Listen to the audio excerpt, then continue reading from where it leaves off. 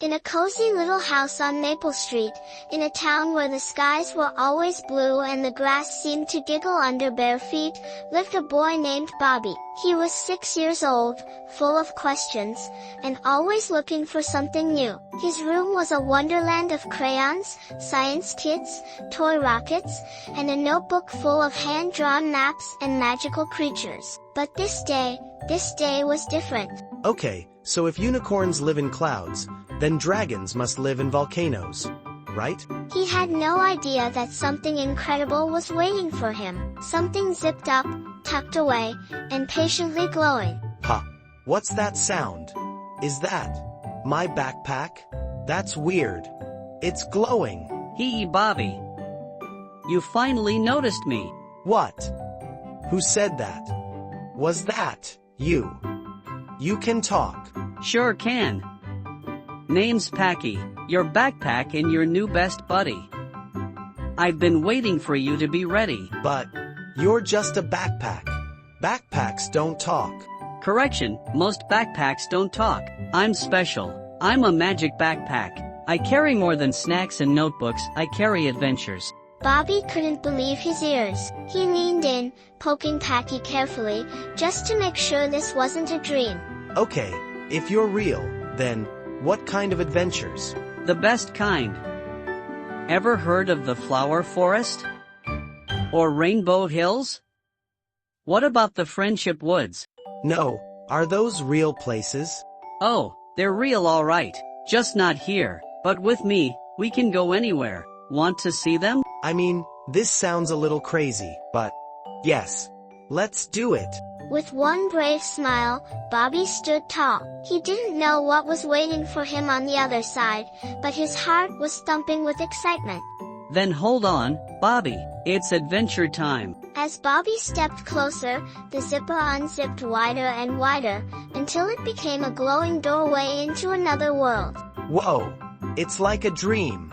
Better than a dream. This is your story now. And just like that, Bobby and Packy were off, whirling through galaxies of color, tumbling past floating books, glowing flowers, and dancing stars, headed toward their very first stop, the flower forest, where colors sing, petals glow, and one tiny fairy would teach Bobby his first magical lesson. Bobby and Packy had tumbled through the glowing zipper and landed, not on the ground, but on a giant lily pad floating gently above a forest of color. Whoa, where are we? Bobby looked around. Towering tulips with bell-shaped tops, tiny butterflies with glassy wings, and glowing vines that curled like candy canes. The whole place sparkled with sunlight and magic.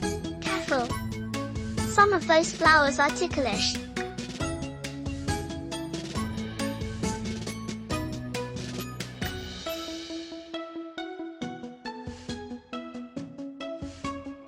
Who are you? I'm Flora, I'm the guardian of this forest, and these flowers are my friends. You're in good hands, Bobby. Flora's as wise as she is sparkly. Flora fluttered ahead, guiding Bobby down a winding flower path that glowed under their feet. As they walked, Bobby noticed how every flower seemed to lean toward him, as if to say, hello. Why are the flowers moving like that?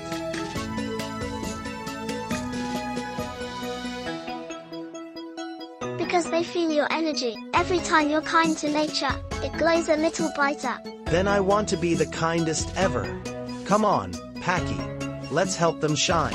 Flora led them to a quiet pond surrounded by weeping lilies. One of the flowers was drooping sadly, its petals pale and wilted. Oh no, what happened to this one? She's thirsty. Flowers need water and care, just like us. Would you like to help? Of course. As Bobby sprinkled the magical water, the flower slowly lifted its head, its petals blooming in brilliant colors of gold and violet.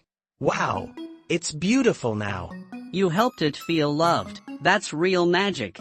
Soon, dozens of flowers began to glow in response, lighting up the entire glade. Petals twirled like pinwheels, and little bugs danced like ballerinas in the air.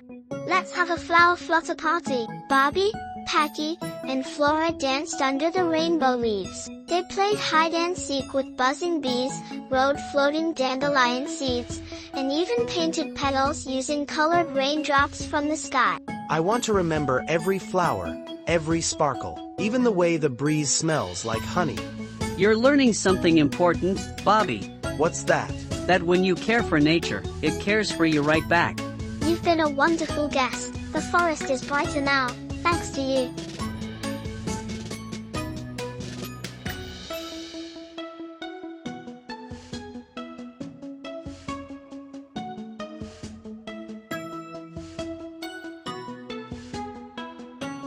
Bobby hugged Flora gently, and she sprinkled a soft kiss of light on his forehead. A flower crown bloomed on his head, glowing with colors only the forest could create. Whenever you hear the trees whisper or flowers hum, you'll know we're saying hello. And with a swirl of wind and petals, the forest faded into sparkles. Bobby and Packy zipped through a swirl of petals and sparkles, landing gently in a place unlike anything they had ever seen. Welcome to Rainbow Hills. Every hill here feels different, just like your feelings. Whoa!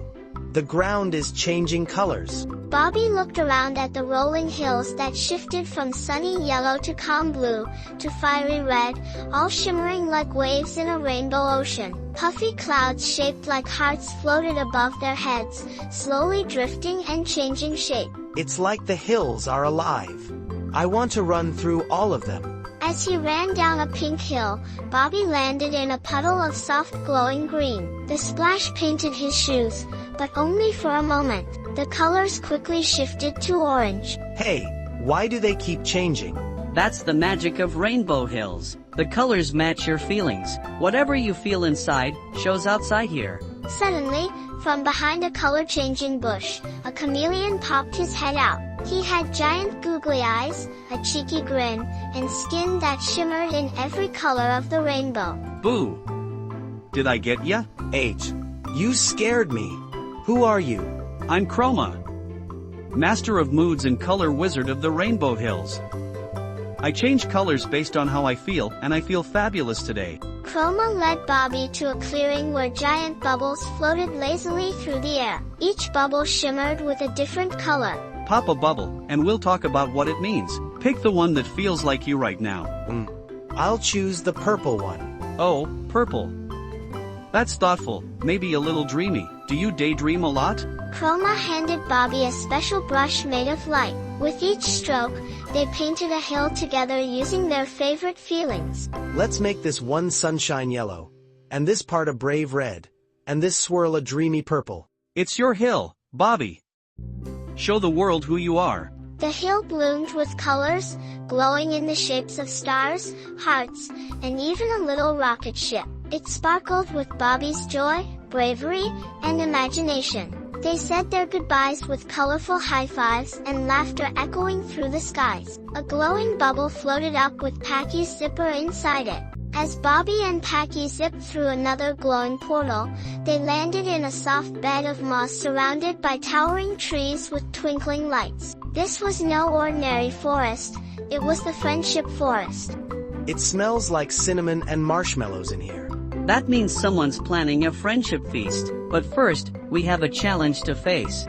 As they strolled through the winding forest paths, Bobby noticed something strange. Some of the animals were whispering, hiding behind trees. A little squirrel peeked out nervously and quickly scampered away. Why's everyone acting so shy? Something's not quite right. This forest is usually filled with laughter. Suddenly, a flash of gray fur darted past them. A bush rustled. Then, crash, a pile of shiny berries spilled out from a hollow log. A furry raccoon with big curious eyes and a striped tail popped out, clutching a glittery acorn in his paw. Hey, what was that? Hi. I didn't think anyone would notice me. Rocky, is that squirrel's acorn? And no. I mean, maybe? I just found it, on the ground. I was gonna return it. Eventually. Bobby and Packy exchanged a look. Rocky's ears drooped, and his tail curled tightly behind him. Rocky, did you take it?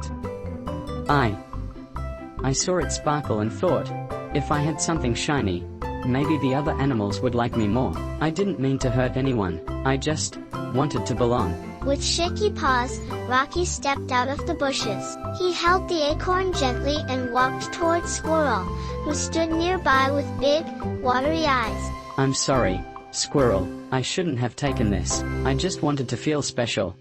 You are special, Rocky. You didn't have to take anything. Saying sorry, that means more than shiny things. Squirrel hugged Rocky, and the forest around them glowed. The lantern trees shimmered with pink and gold lights, and a soft breeze played a tune through the leaves. Soon, the animals gathered in a clearing lit by fireflies. Blankets were spread out, and treats of berries, nuts, and sweet root pies were shared all around. This is the friendship feast? Yup. When someone shows courage and honesty, the forest celebrates with a party. That's because now we know you, and we like you just the way you are. Bobby pulled out his journal and drew the glowing trees and Rocky's shy smile. He wrote, You've done so well, Bobby. One more stop left. And with full bellies and happy hearts, Bobby and Packy zipped away from the friendship forest, toward a final surprise that would make their hearts grow even bigger. The zipper shimmered one last time, and with a soft whoosh, Bobby and Packy landed back in his cozy bedroom. The light from his window glowed a little warmer, his shelves looked a little fuller, and Bobby's heart? It felt a whole lot bigger. Bobby looked around and noticed something different. A glowing flower sat in a cup by his window. A rainbow-colored leaf was tucked inside his journal, and in the corner of his room, a tiny painting of the friendship feast hung as if it had always been there. Bobby reached for his journal and flipped through its pages. The drawing seemed to glow now. Flora's wings, Chroma's bubble hill, Rocky's shy smile. As Bobby ran down the sidewalk to meet his mom, he didn't notice that the neighbors waved a little more warmly, that the clouds looked a little like hearts, or that a trail of sparkles followed faintly behind his footsteps. Because when you carry magic in your heart, when you learn from what you feel, care about others, and tell the truth, the whole world becomes your adventure. And somewhere, tucked under a bed, a backpack waits for its next whisper, its next sparkle, its next talking adventure.